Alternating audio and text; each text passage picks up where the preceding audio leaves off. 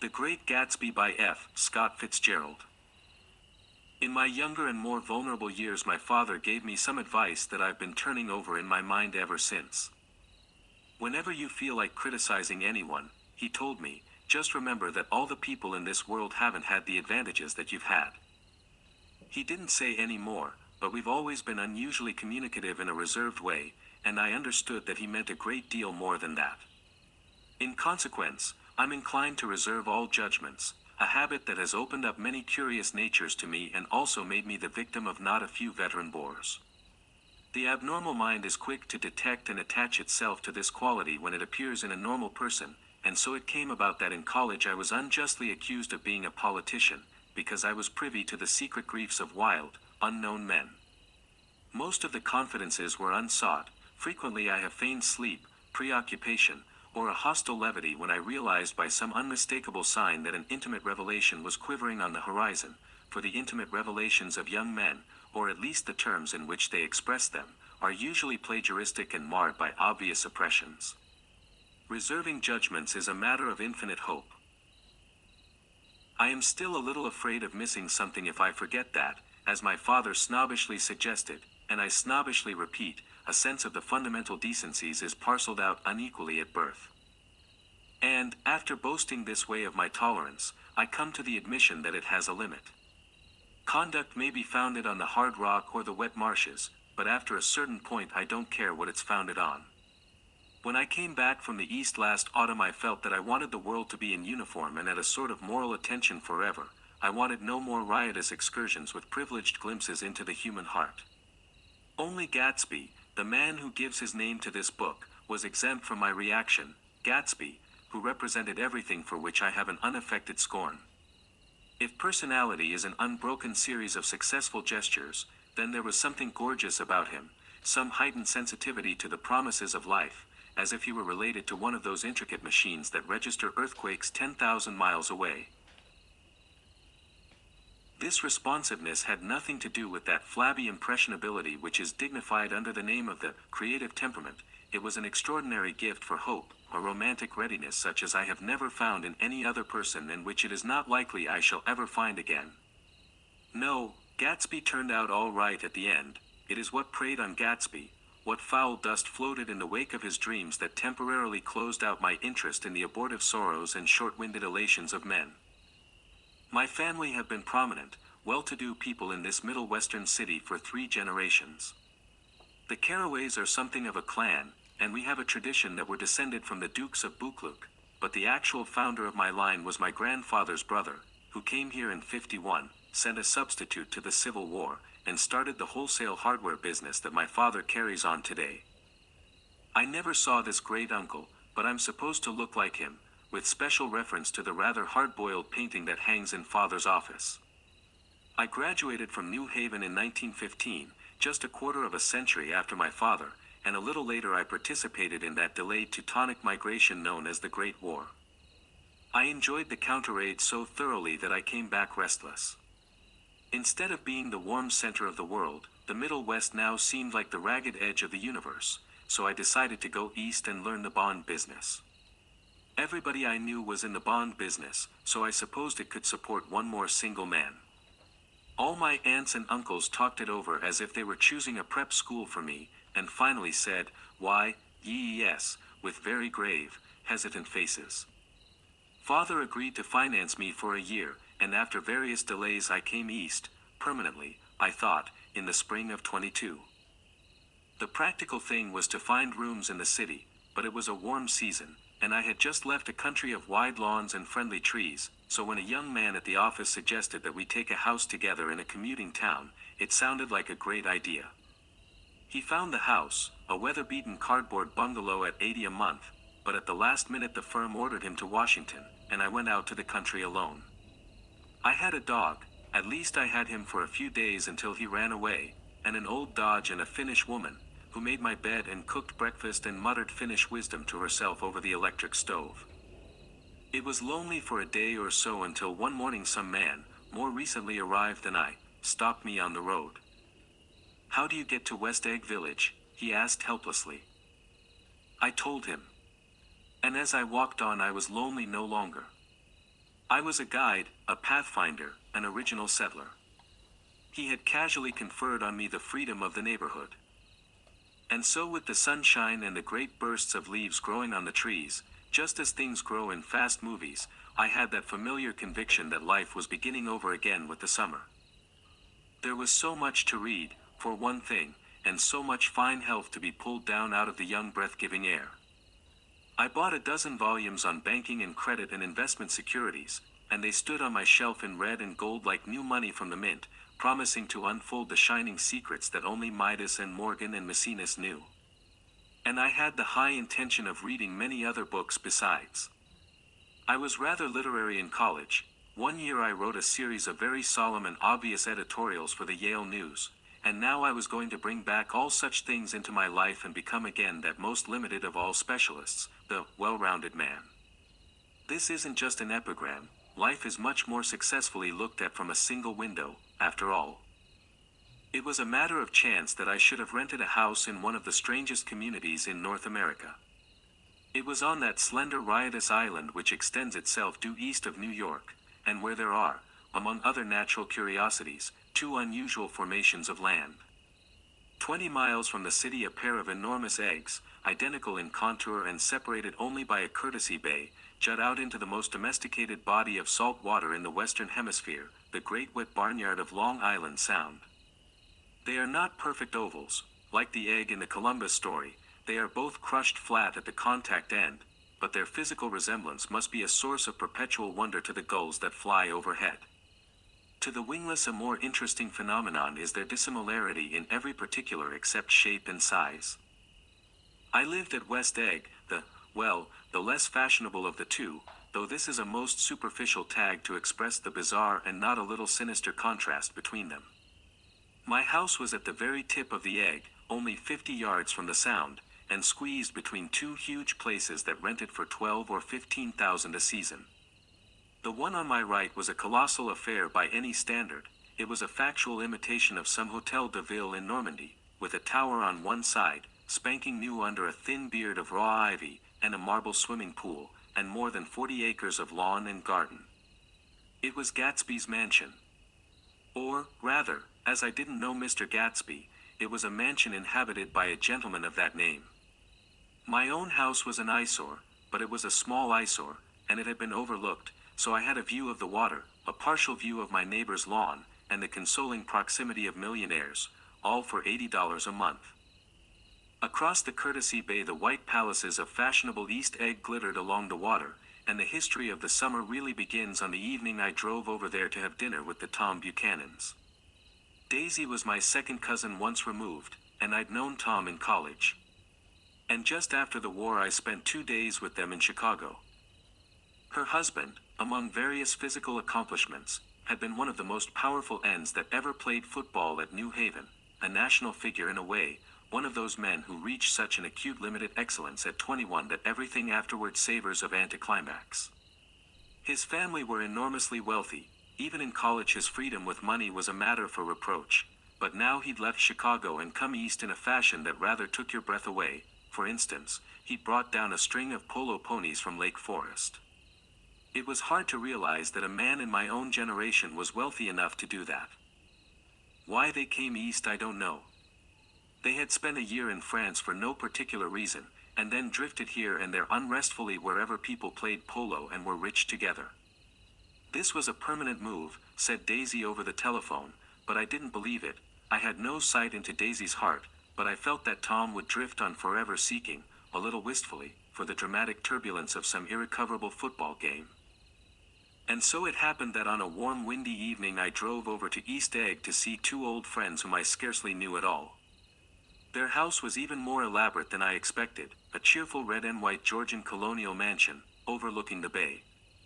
The lawn started at the beach and ran towards the front door for a quarter of a mile, jumping over sundials and brick walks and burning gardens, finally when it reached the house drifting up the side in bright vines as though from the momentum of its run. The front was broken by a line of French windows, glowing now with reflected gold and wide open to the warm windy afternoon, and Tom Buchanan in riding clothes was standing with his legs apart on the front porch. He had changed since his New Haven years. Now he was a sturdy straw-haired man of 30, with a rather hard mouth and a supercilious manner. Two shining arrogant eyes had established dominance over his face and gave him the appearance of always leaning aggressively forward. Not even the effeminate swank of his riding clothes could hide the enormous power of that body. He seemed to fill those glistening boots until he strained the top lacing, and you could see a great pack of muscles shifting when his shoulder moved under his thin coat. It was a body capable of enormous leverage, a cruel body. His speaking voice, a gruff husky tenor, added to the impression of fractiousness he conveyed. There was a touch of paternal contempt in it, even toward people he liked, and there were men at New Haven who had hated his guts. "Now, don't think my opinion on these matters is final," he seemed to say, "just because I'm stronger and more of a man than you are." We were in the same senior society, and while we were never intimate, I always had the impression that he approved of me and wanted me to like him with some harsh, defiant wistfulness of his own. We talked for a few minutes on the sunny porch. "I've got a nice place here," he said, his eyes flashing about restlessly. Turning me around by one arm, he moved a broad flat hand along the front vista, including in its sweep a sunken Italian garden, a half-acre of deep, pungent roses, and a snub-nosed motorboat that bumped the tide offshore. It belonged to Domain, the oil man. He turned me around again, politely and abruptly. "We'll go inside." We walked through a high hallway into a bright rosy-colored space, fragilely bound into the house by French windows at either end. The windows were ajar and gleaming white against the fresh grass outside that seemed to grow a little way into the house.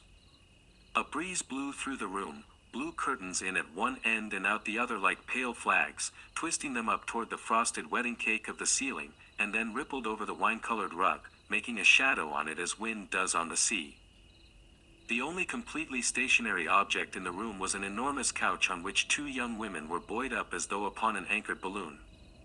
They were both in white, and their dresses were rippling and fluttering as if they had just been blown back in after a short flight around the house. I must have stood for a few moments listening to the whip and snap of the curtains and the groan of a picture on the wall. Then there was a boom as Tom Buchanan shut the rear windows and the caught wind died out about the room, and the curtains and the rugs and the two young women ballooned slowly to the floor. The younger of the two was a stranger to me. She was extended full length at her end of the divan, completely motionless, and with her chin raised a little, as if she were balancing something on it which was quite likely to fall. If she saw me out of the corner of her eyes, she gave no hint of it. Indeed, I was almost surprised into murmuring an apology for having disturbed her by coming in. The other girl, Daisy, made an attempt to rise. She leaned slightly forward with a conscientious expression, then she laughed, an absurd, charming little laugh, and I laughed too and came forward into the room. "I'm paralyzed with happiness." She laughed again, as if she said something very witty, and held my hand for a moment, looking up into my face, promising that there was no one in the world she so much wanted to see. That was a way she had. She hinted in a murmur that the surname of the balancing girl was Baker. I've heard it said that Daisy's murmur was only to make people lean toward her, an irrelevant criticism that made it no less charming. At any rate, Miss Baker's lips fluttered, she nodded at me almost imperceptibly, and then quickly tipped her head back again. The object she was balancing had obviously tottered a little and given her something of a fright. Again a sort of apology arose to my lips. Almost any exhibition of complete self-sufficiency draws a stunned tribute from me. I looked back at my cousin, who began to ask me questions in her low, thrilling voice. It was the kind of voice that the ear follows up and down, as if each speech is an arrangement of notes that will never be played again. Her face was sad and lovely with bright things in it, bright eyes and a bright passionate mouth, but there was an excitement in her voice that men who had cared for her found difficult to forget, a singing compulsion, a whispered, listen, a promise that she had done gay, exciting things just a while since and that there were gay, exciting things hovering in the next hour. I told her how I had stopped off in Chicago for a day on my way east, and how a dozen people had sent their love through me. "Do they miss me?" she cried ecstatically. "The whole town is desolate. All the cars have the left rear wheel painted black as a mourning wreath, and there's a persistent wail all night along the North Shore. How gorgeous! Let's go back." Tom. Tomorrow. Then she added irrelevantly, you ought to see the baby. I'd like to. She's asleep. She's 3 years old. Haven't you ever seen her? Never. Well, you ought to see her. She's... Tom Buchanan, who had been hovering restlessly about the room, stopped and rested his hand on my shoulder. What you doing, Nick? I'm a bond man. Who with? I told him. Never heard of them, he remarked decisively. This annoyed me. You will, I answered shortly. You will if you stay in the East. Oh, I'll stay in the East, don't you worry, he said, glancing at Daisy and then back at me, as if he were alert for something more. I'd be a goddamned fool to live anywhere else. At this point Miss Baker said, absolutely, with such suddenness that I started. It was the first word she had uttered since I came into the room. Evidently it surprised her as much as it did me, for she yawned and with a series of rapid, deft movements stood up into the room. I'm stiff, she complained, I've been lying on that sofa for as long as I can remember. Don't look at me, Daisy retorted, I've been trying to get you to New York all afternoon. No, thanks, said Miss Baker to the 4 cocktails just in from the pantry. I'm absolutely in training. Her host looked at her incredulously. You are. He took down his drink as if it were a drop in the bottom of a glass. How you ever get anything done is beyond me. I looked at Miss Baker, wondering what it was she got done. I enjoyed looking at her. She was a slender, small-breasted girl, with an erect carriage, which she accentuated by throwing her body backward at the shoulders like a young cadet. Her gray sun-strained eyes looked back at me with polite reciprocal curiosity out of a wan, charming, discontented face. It occurred to me now that I had seen her, or a picture of her, somewhere before. You live in West Egg, she remarked contemptuously. I know somebody there. I don't know a single. You must know Gatsby. Gatsby? Demanded Daisy. What Gatsby? Before I could reply that he was my neighbor, dinner was announced. Wedging his tense arm imperatively under mine, Tom Buchanan compelled me from the room as though he were moving a checker to another square. Slenderly, languidly, their hands set lightly on their hips, the 2 young women preceded us out onto a rosy-colored porch, open toward the sunset, where 4 candles flickered on the table in the diminished wind. Why candles? Objected Daisy, frowning. She snapped them out with her fingers. In 2 weeks it'll be the longest day in the year. She looked at us all radiantly. Do you always watch for the longest day of the year and then miss it? I always watch for the longest day in the year and then miss it. We ought to plan something, yawned Miss Baker, sitting down at the table as if she were getting into bed. All right, said Daisy. What'll we plan? She turned to me helplessly. What do people plan? Before I could answer, her eyes fastened with an odd expression on her little finger.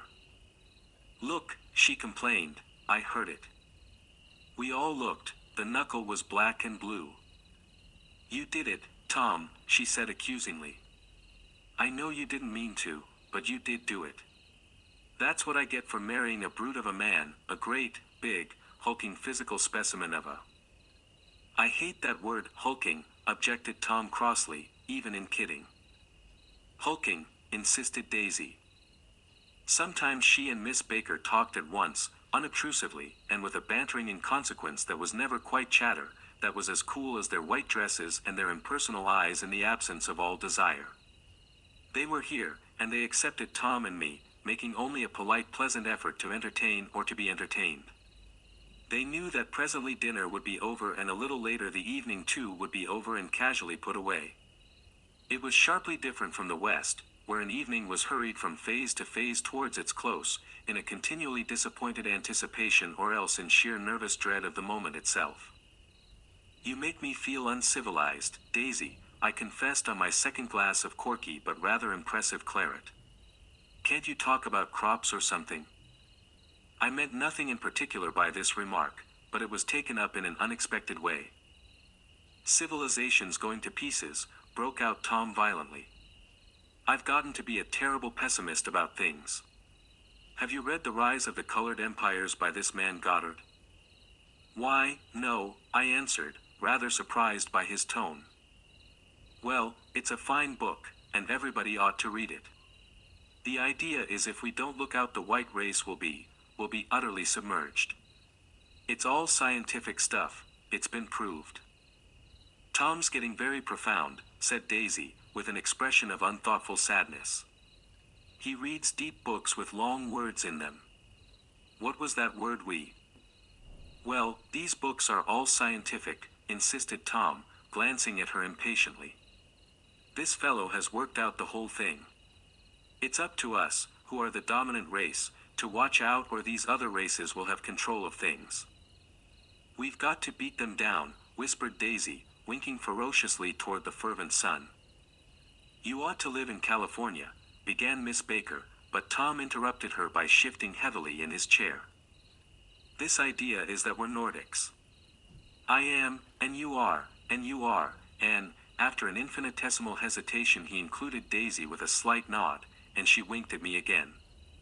And we've produced all the things that go to make civilization, science and art, and all that. Do you see?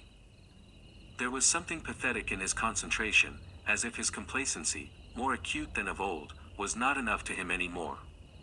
When, almost immediately, the telephone rang inside and the butler left the porch, Daisy seized upon the momentary interruption and leaned towards me.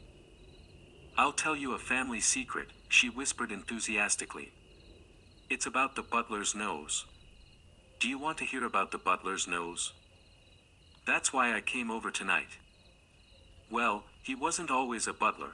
He used to be the silver polisher for some people in New York that had a silver service for 200 people.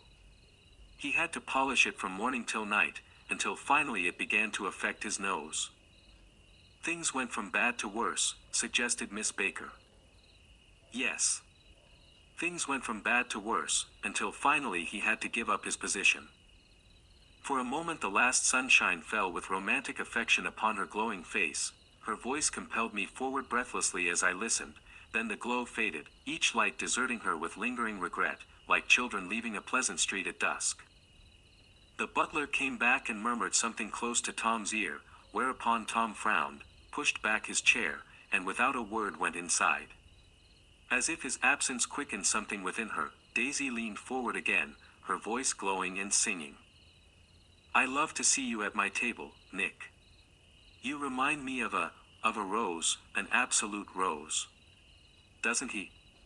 She turned to Miss Baker for confirmation, an absolute rose. This was untrue. I am not even faintly like a rose. She was only extemporizing, but a stirring warmth flowed from her, as if her heart was trying to come out to you concealed in one of those breathless, thrilling words. Then suddenly she threw her napkin on the table and excused herself and went into the house. Miss Baker and I exchanged a short glance consciously devoid of meaning. I was about to speak when she sat up alertly and said, "SH," in a warning voice. A subdued, impassioned murmur was audible in the room beyond, and Miss Baker leaned forward unashamed, trying to hear. The murmur trembled on the verge of coherence, sank down, mounted excitedly, and then ceased altogether. This Mr. Gatsby you spoke of is my neighbor, I began. Don't talk. I want to hear what happens. Is something happening? I inquired innocently. You mean to say you don't know, said Miss Baker, honestly surprised. I thought everybody knew. I don't. Why, she said hesitantly. Tom's got some woman in New York. Got some woman? I repeated blankly. Miss Baker nodded. She might have the decency not to telephone him at dinner time. Don't you think? Almost before I had grasped her meaning there was the flutter of a dress and the crunch of leather boots, and Tom and Daisy were back at the table. It couldn't be helped, cried Daisy with tense gaiety. She sat down, glanced searchingly at Miss Baker and then at me, and continued, I looked outdoors for a minute and it's very romantic outdoors. There's a bird on the lawn that I think must be a nightingale come over on the Cunard or White Star Line. He's singing away, her voice sang, it's romantic, isn't it, Tom? Very romantic, he said, and then miserably to me, if it's light enough after dinner, I want to take you down to the stables. The telephone rang inside, startlingly, and as Daisy shook her head decisively at Tom, the subject of the stables, in fact all subjects, vanished into air. Among the broken fragments of the last 5 minutes at table I remember the candles being lit again, pointlessly, and I was conscious of wanting to look squarely at everyone, and yet to avoid all eyes. I couldn't guess what Daisy and Tom were thinking, but I doubt if even Miss Baker, who seemed to have mastered a certain hearty skepticism, was able utterly to put this fifth guest's shrill metallic urgency out of mind. To a certain temperament the situation might have seemed intriguing. My own instinct was to telephone immediately for the police. The horses, needless to say, were not mentioned again. Tom and Miss Baker, with several feet of twilight between them, strolled back into the library, as if to a vigil beside a perfectly tangible body, while, trying to look pleasantly interested and a little deaf, I followed Daisy around a chain of connecting verandas to the porch in front. In its deep gloom we sat down side by side on a wicker settee. Daisy took her face in her hands as if feeling its lovely shape, and her eyes moved gradually out into the velvet dusk. I saw that turbulent emotions possessed her, so I asked what I thought would be some sedative questions about her little girl. "We don't know each other very well, Nick," she said suddenly. "Even if we are cousins. You didn't come to my wedding. I wasn't back from the war." "That's true." She hesitated. "Well, I've had a very bad time, Nick, and I'm pretty cynical about everything." Evidently she had reason to be. I waited, but she didn't say any more, and after a moment I returned rather feebly to the subject of her daughter. "I suppose she talks, and eats, and everything." "Oh, yes." She looked at me absently. "Listen, Nick, let me tell you what I said when she was born. Would you like to hear?" "Very much. It'll show you how I've gotten to feel about things." Well, she was less than an hour old and Tom was God knows where. I woke up out of the ether with an utterly abandoned feeling, and asked the nurse right away if it was a boy or a girl. She told me it was a girl, and so I turned my head away and wept. "All right," I said, "I'm glad it's a girl. And I hope she'll be a fool. That's the best thing a girl can be in this world, a beautiful little fool." "You see, I think everything's terrible anyhow," she went on in a convinced way. "Everybody thinks so, the most advanced people. And I know. I've been everywhere and seen everything and done everything." Her eyes flashed around her in a defiant way, rather like Tom's, and she laughed with thrilling scorn. "Sophisticated, God, I'm sophisticated." The instant her voice broke off, ceasing to compel my attention, my belief, I felt the basic insincerity of what she had said. It made me uneasy, as though the whole evening had been a trick of some sort to exact a contributory emotion from me. I waited, and sure enough, in a moment she looked at me with an absolute smirk on her lovely face, as if she had asserted her membership in a rather distinguished secret society to which she and Tom belonged. Inside, the crimson room bloomed with light. Tom and Miss Baker sat at either end of the long couch and she read aloud to him from the Saturday Evening Post, the words, murmurous and uninflected, running together in a soothing tune.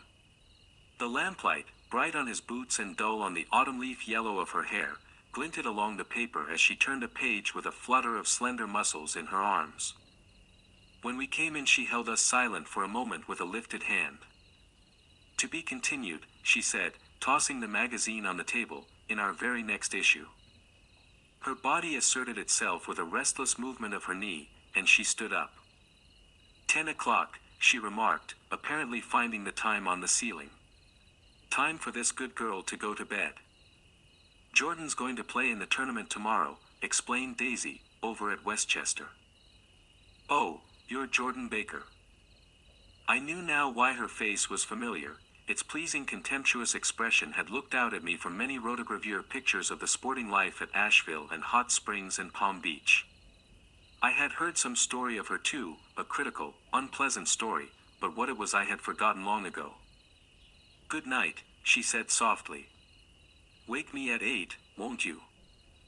If you'll get up. I will. Good night, Mr. Carraway.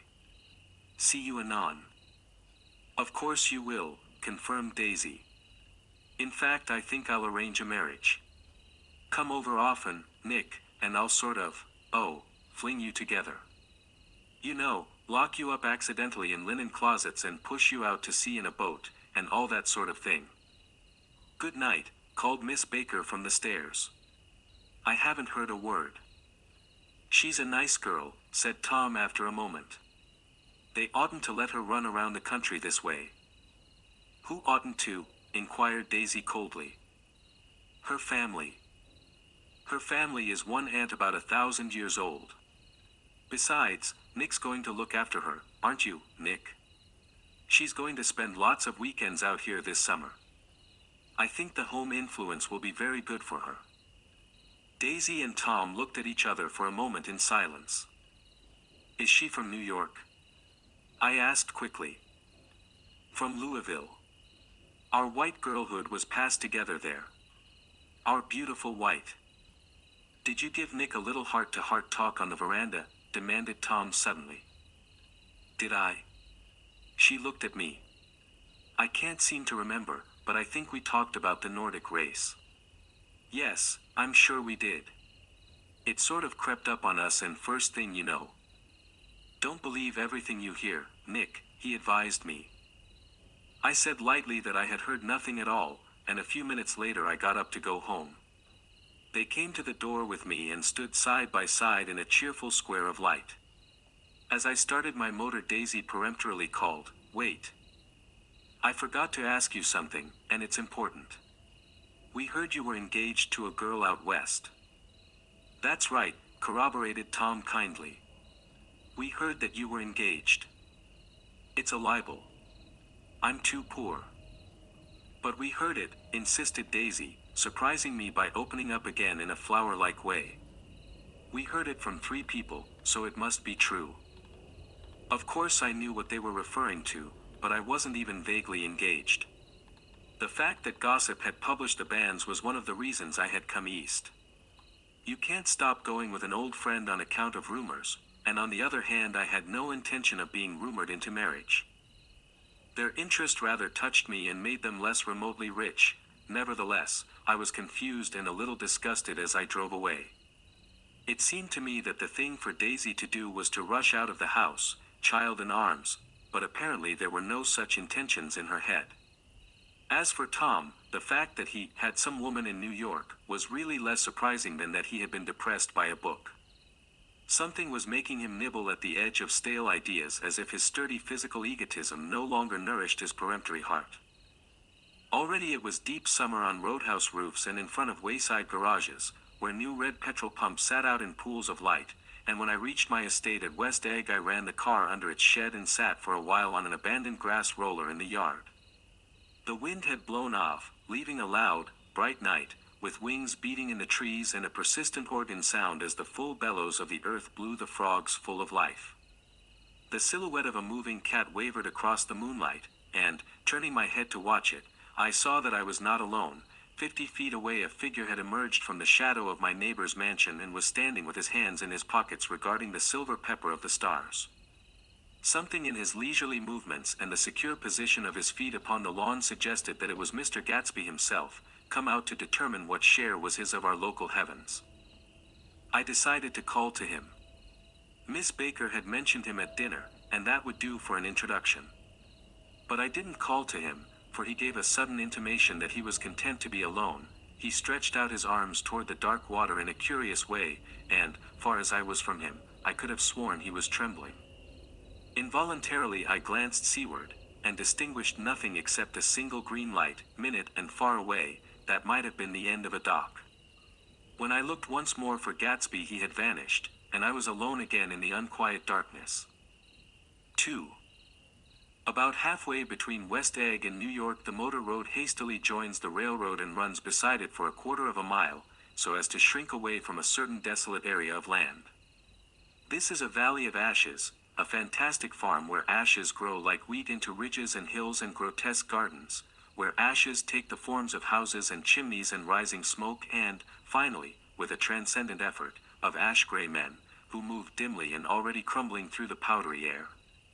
Occasionally a line of gray cars crawls along an invisible track, gives out a ghastly creak, and comes to rest, and immediately the ash-gray men swarm up with leaden spades and stir up an impenetrable cloud, which screens their obscure operations from your sight. But above the gray land and the spasms of bleak dust which drift endlessly over it, you perceive, after a moment, the eyes of Dr. T. J. Eckelberg. The eyes of Dr. T. J. Eckelberg are blue and gigantic, their retinas are 1 yard high. They look out of no face, but, instead, from a pair of enormous yellow spectacles which pass over a non-existent nose. Evidently some wild wag of an oculist set them there to fatten his practice in the borough of Queens, and then sank down himself into eternal blindness, or forgot them and moved away. But his eyes, dimmed a little by many paintless days, under sun and rain, brood on over the solemn dumping ground.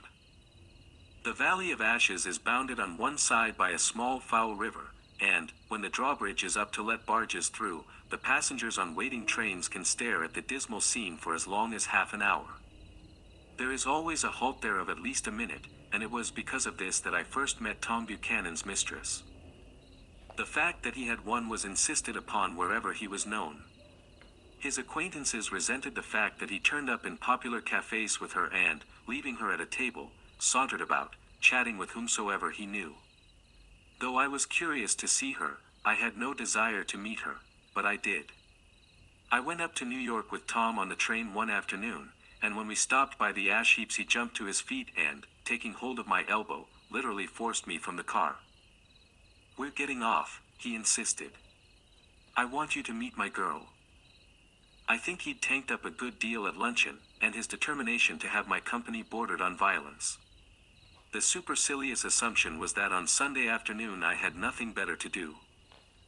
I followed him over a low whitewashed railroad fence, and we walked back 100 yards along the road under Dr. Eckelberg's persistent stare. The only building in sight was a small block of yellow brick sitting on the edge of the wasteland, a sort of compact main street ministering to it, and contiguous to absolutely nothing. One of the 3 shops it contained was for rent and another was an all-night restaurant, approached by a trail of ashes. The third was a garage, repairs. George B. Wilson. Cars bought and sold. And I followed Tom inside. The interior was unprosperous and bare. The only car visible was the dust-covered wreck of a Ford which crouched in a dim corner. It had occurred to me that this shadow of a garage must be a blind, and that sumptuous and romantic apartments were concealed overhead, when the proprietor himself appeared in the door of an office, wiping his hands on a piece of waste. He was a blond, spiritless man, anemic, and faintly handsome. When he saw us, a damp gleam of hope sprang into his light blue eyes. "Hello, Wilson, old man," said Tom, slapping him jovially on the shoulder. "How's business?" "I can't complain," answered Wilson unconvincingly. "When are you going to sell me that car?" "Next week. I've got my man working on it now." "Works pretty slow, don't he?" "No, he doesn't," said Tom coldly. "And if you feel that way about it, maybe I'd better sell it somewhere else after all." "I don't mean that," explained Wilson quickly. "I just meant..." His voice faded off and Tom glanced impatiently around the garage. Then I heard footsteps on the stairs, and in a moment the thickish figure of a woman blocked out the light from the office door. She was in the middle 30s, and faintly stout, but she carried her flesh sensuously as some women can. Her face, above a spotted dress of dark blue crepe de chine, contained no facet or gleam of beauty, but there was an immediately perceptible vitality about her as if the nerves of her body were continually smoldering. She smiled slowly and, walking through her husband as if he were a ghost, shook hands with Tom, looking him flush in the eye. Then she wet her lips, and without turning around spoke to her husband in a soft, coarse voice. "Get some chairs, why don't you, so somebody can sit down?" "Oh, sure," agreed Wilson hurriedly, and went toward the little office, mingling immediately with the cement color of the walls. A white ashen dust veiled his dark suit and his pale hair as it veiled everything in the vicinity, except his wife, who moved close to Tom. "I want to see you," said Tom intently. "Get on the next train." "All right. I'll meet you by the newsstand on the lower level." She nodded and moved away from him just as George Wilson emerged with 2 chairs from his office door. We waited for her down the road and out of sight. It was a few days before the 4th of July, and a gray, scrawny Italian child was setting torpedoes in a row along the railroad track. "Terrible place, isn't it?" said Tom, exchanging a frown with Dr. Eckelberg. "Awful.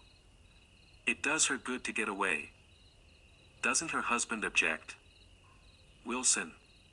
He thinks she goes to see her sister in New York. He's so dumb he doesn't know he's alive."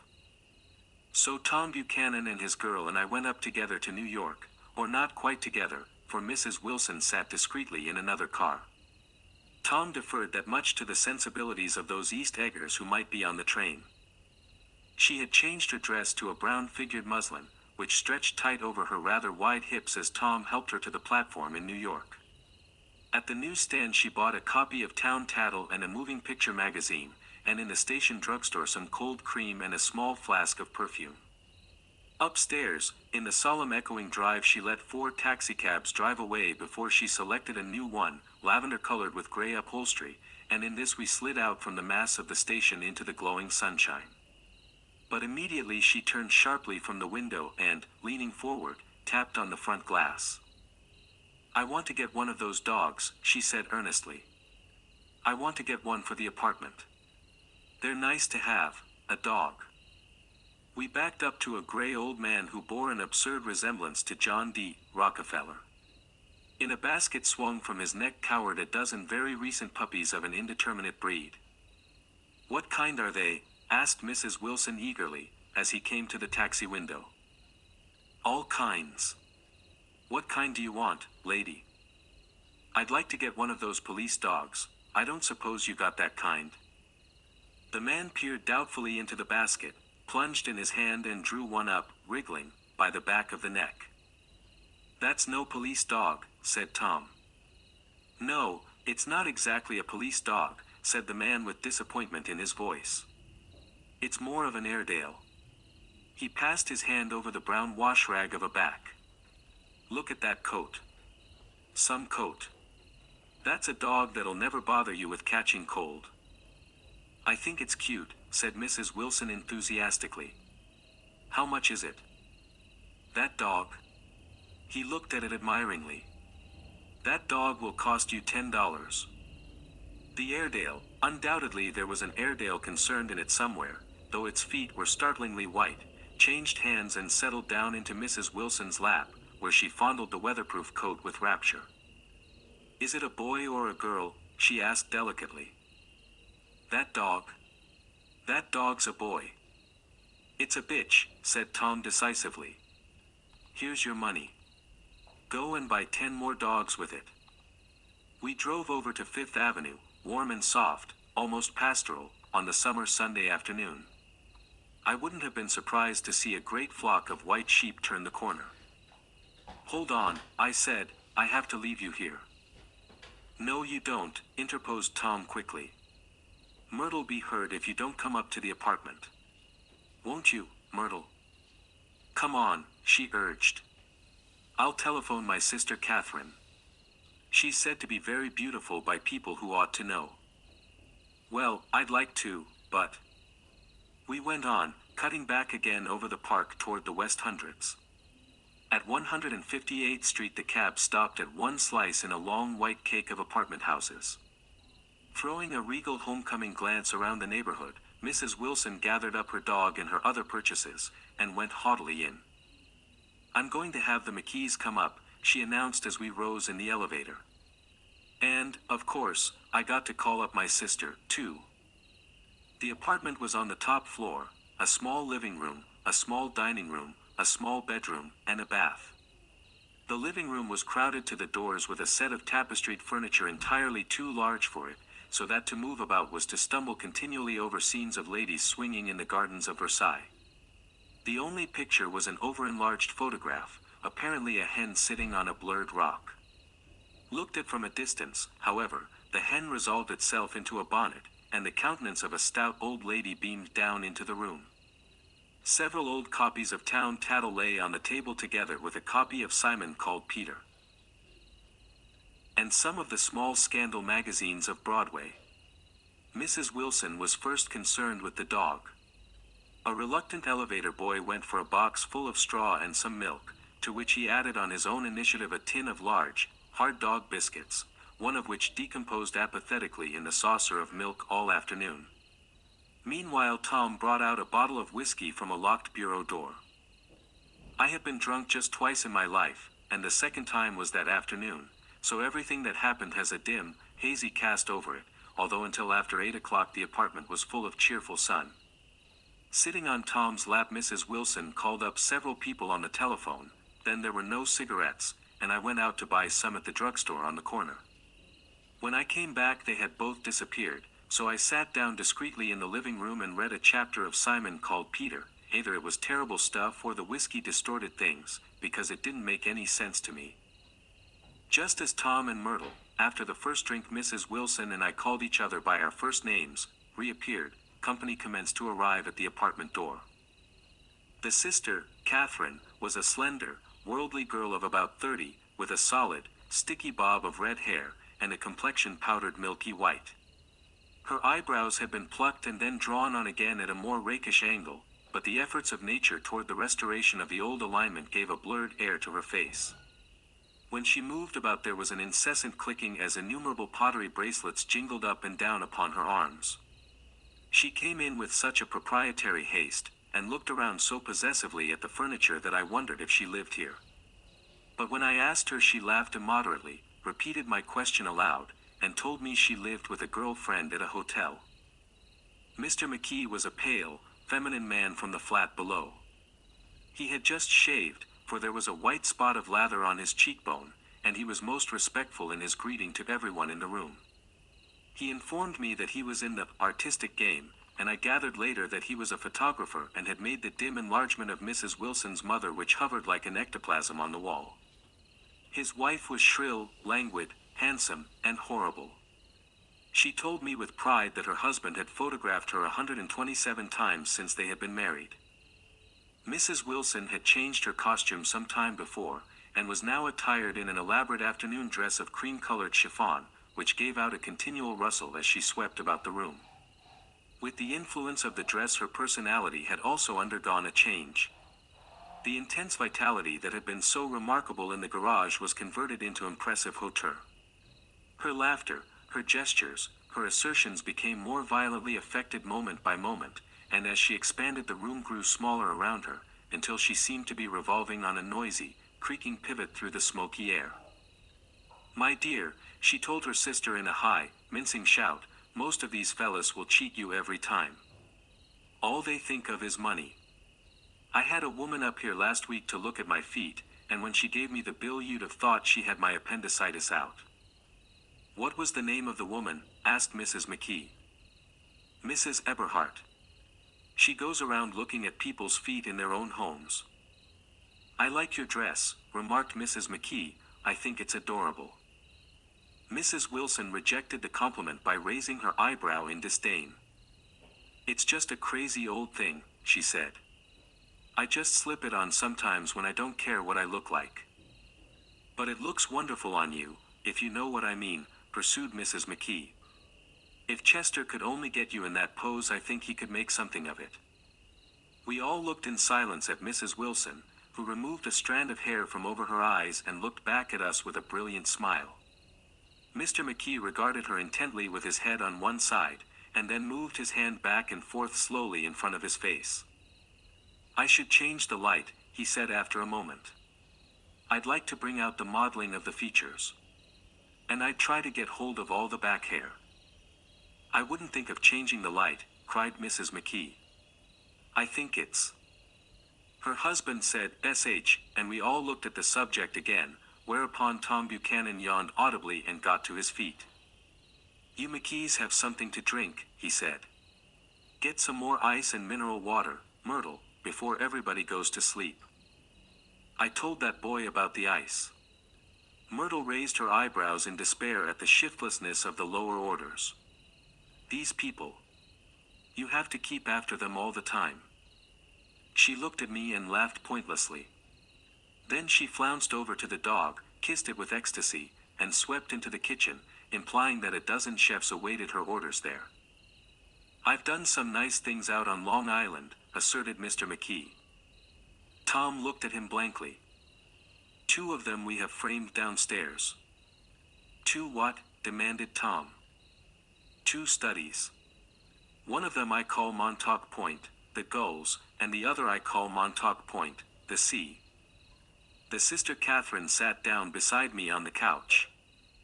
"Do you live down on Long Island, too?" she inquired. "I live at West Egg." "Really?" "I was down there at a party about a month ago. At a man named Gatsby's." "Do you know him?" "I live next door to him." "Well, they say he's a nephew or a cousin of Kaiser Wilhelm's. That's where all his money comes from." "Really?" She nodded. "I'm scared of him. I'd hate to have him get anything on me." This absorbing information about my neighbor was interrupted by Mrs. McKee's pointing suddenly at Catherine. "Chester, I think you could do something with her," she broke out, but Mr. McKee only nodded in a bored way, and turned his attention to Tom. "I'd like to do more work on Long Island, if I could get the entry. All I ask is that they should give me a start." "Ask Myrtle," said Tom, breaking into a short shout of laughter as Mrs. Wilson entered with a tray. "She'll give you a letter of introduction, won't you, Myrtle?" "Do what?" she asked, startled. "You'll give McKee a letter of introduction to your husband, so he can do some studies of him." His lips moved silently for a moment as he invented, "George B. Wilson at the gasoline pump," or something like that. Catherine leaned close to me and whispered in my ear. "Neither of them can stand the person they're married to." "Can't they?" "Can't stand them." She looked at Myrtle and then at Tom. "What I say is, why go on living with them if they can't stand them? If I was them I'd get a divorce and get married to each other right away." "Doesn't she like Wilson either?" The answer to this was unexpected. It came from Myrtle, who had overheard the question, and it was violent and obscene. "You see," cried Catherine triumphantly. She lowered her voice again. "It's really his wife that's keeping them apart. She's a Catholic, and they don't believe in divorce." Daisy was not a Catholic, and I was a little shocked at the elaborateness of the lie.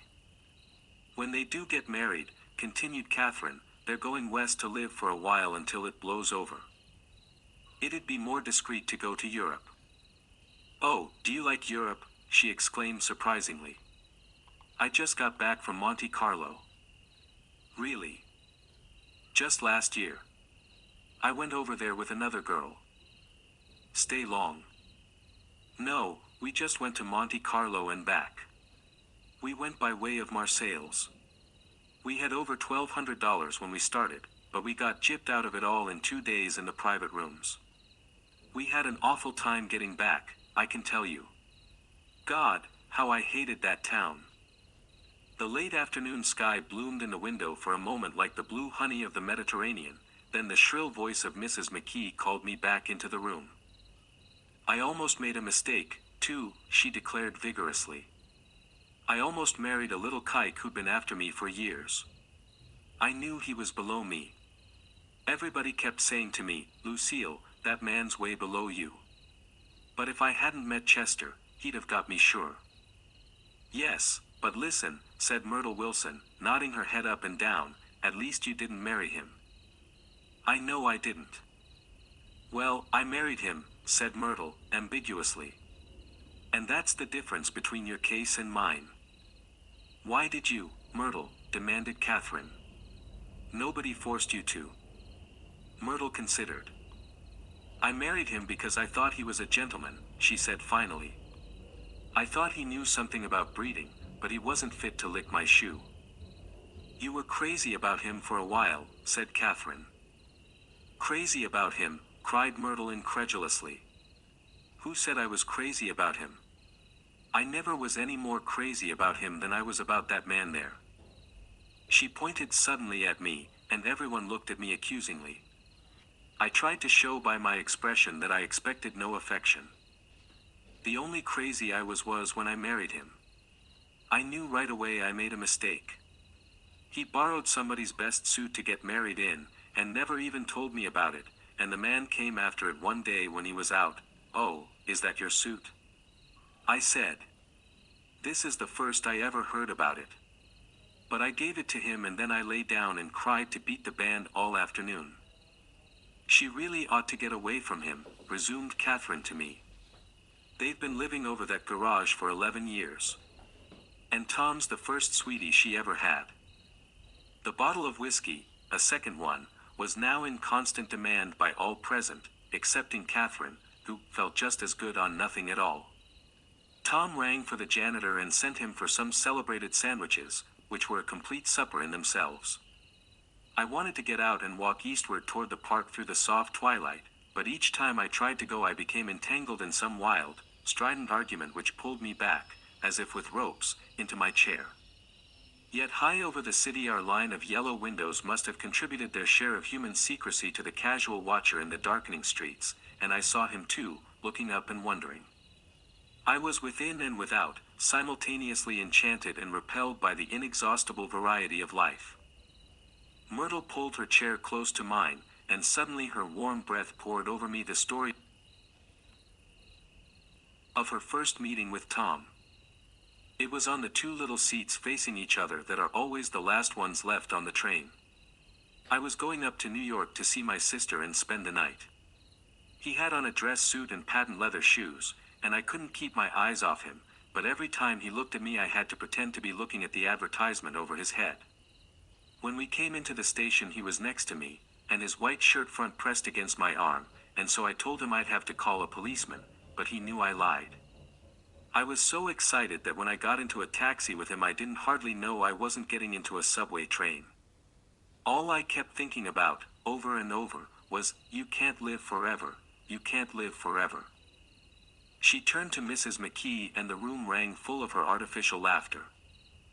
"My dear," she cried, "I'm going to give you this dress as soon as I'm through with it. I've got to get another one tomorrow. I'm going to make a list of all the things I've got to get.